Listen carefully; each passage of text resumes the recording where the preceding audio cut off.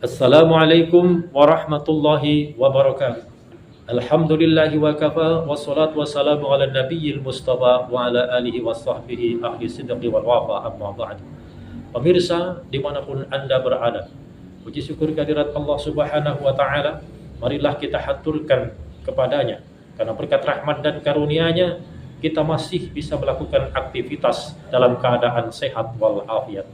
Salawat teriring salam semoga senantiasa tercurah kepada junjungan kita Nabi besar Muhammad sallallahu alaihi wasallam. Pemirsa dimanapun Anda berada, salah satu nikmat yang dianugerahkan oleh Allah kepada kita yang sangat berharga adalah anak. Allah menganugerahkan keturunan kepada kita adalah anugerah yang sangat berharga bagi kita semua.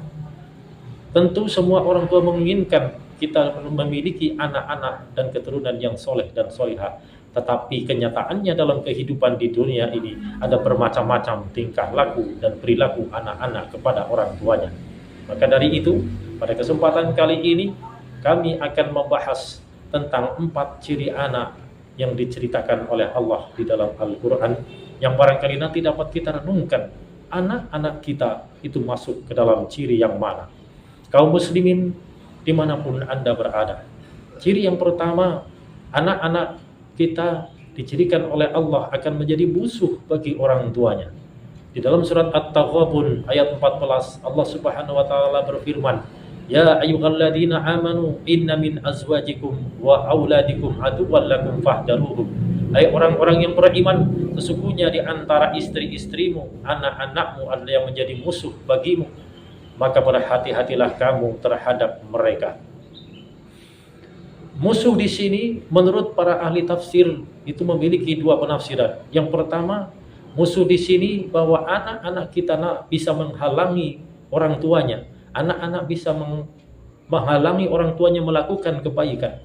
Kadang-kadang orang tua gagal melakukan kebaikan karena dihalangi oleh anak-anaknya. Karena apa? Di antaranya orang tuanya terlalu mencintai anaknya sehingga dia karena menuruti anaknya, kebaikan-kebaikannya dilalaikan oleh orang tuanya. Apapun keinginan anaknya selalu diturutinya, maka akhirnya orang tuanya hilang pikiran sehatnya untuk melakukan mana yang benar dan untuk membedakan mana yang salah. Yang kedua, dikatakan musuh bahwa anak-anak orang tua di akhirat nanti akan memusuhi orang tuanya dikarenakan ketika di dunia tidak diberi haknya, yaitu pendidikan agama. Maka nanti ada satu cerita, ada orang tua yang sudah hampir dimasukkan ke dalam surga, tetapi anaknya menuntut, "Ya Allah, jangan kau masukkan dulu orang tuaku ke dalam surga, karena mereka dulu ketika di dunia tidak mampu mendidikku dengan baik. Aku ingin menuntut hakku, ya Allah.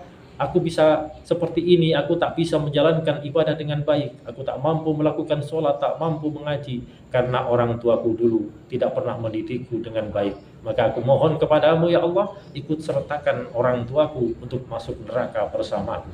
Maka ketika itu Allah menyeret kedua orang tuanya dimasukkan ke dalam neraka bersama anaknya tadi yang memusuhinya. Bapak Ibu hadirin pemirsa dimanapun Anda berada, kita sering melihat berita bahwa ketika di dunia saja sudah banyak anak yang memusuhi orang tuanya. Kita sering mendapatkan cerita ada anak yang tega memenjarakan orang tuanya, anak yang tega memukul, menghardik orang tuanya, bahkan ada anak yang tega membunuh orang tuanya. Maka ya patut kita renungkan, kalau ada anak sudah tega seperti itu di dunia, apalagi nanti di akhirat, maka dia akan lebih menuntut orang tuanya dan lebih tega lagi melakukan keburukan kepada orang tuanya. Maka yang pertama, anak dikatakan oleh Allah bisa menjadi musuh bagi orang tuanya. Yang kedua, anak bisa menjadi fitnah bagi orang tuanya. Di dalam ayat berikutnya surat At-Taghabun ayat 15, Allah Subhanahu wa taala berfirman, "Innama amwalukum wa auladukum fitnah." Sesungguhnya hartamu, anak-anakmu adalah fitnah. Anak-anak bisa menjadi fitnah bagi orang tuanya. Terkadang orang tuanya baik, orang tuanya memiliki jabatan yang tinggi, kedudukan yang tinggi, itu bisa hancur sesaat karena perilaku anak-anaknya yang tidak terpuji. Karena perilaku anak-anaknya yang mencoreng muka orang tuanya, maka ketika itu orang tuanya mendapatkan fitnah dari anak-anaknya. Dan itu pun sebetulnya karena kesalahan orang tuanya yang tak mampu mendidik anaknya.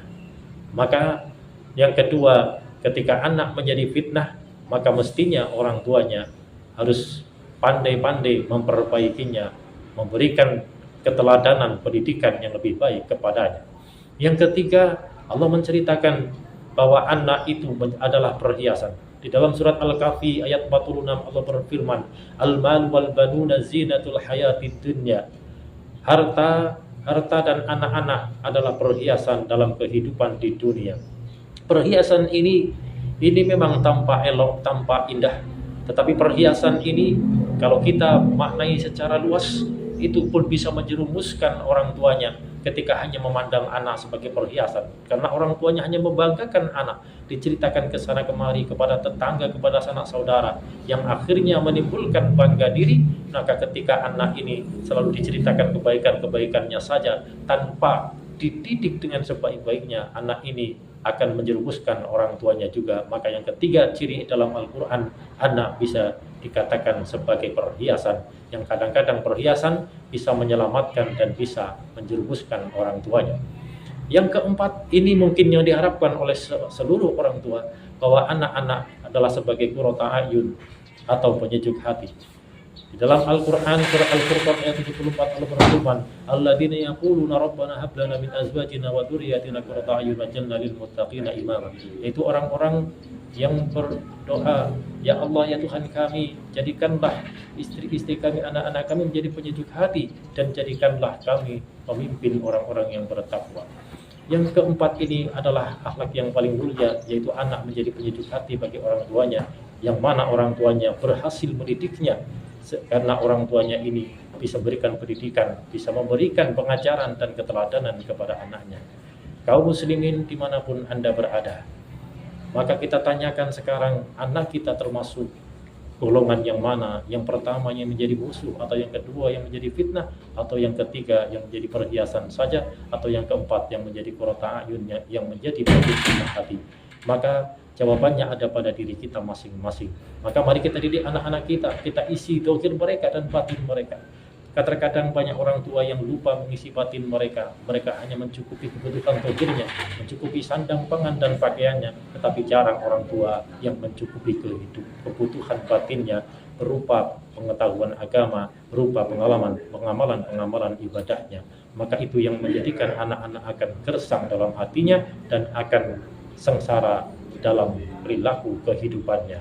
Maka mudah-mudahan kita sebagai orang tua bisa semua berhasil mendidik anak-anak kita dan menjadikan anak kita semua jadi qurrata ayun di dunia maupun di akhirat. Demikian yang dapat kami sampaikan. Bila ada salah dan khilaf, mohon maaf yang sebesar-besarnya. Wallahu muwaffiq ila aqwamit thoriq. Wassalamualaikum warahmatullahi wabarakatuh.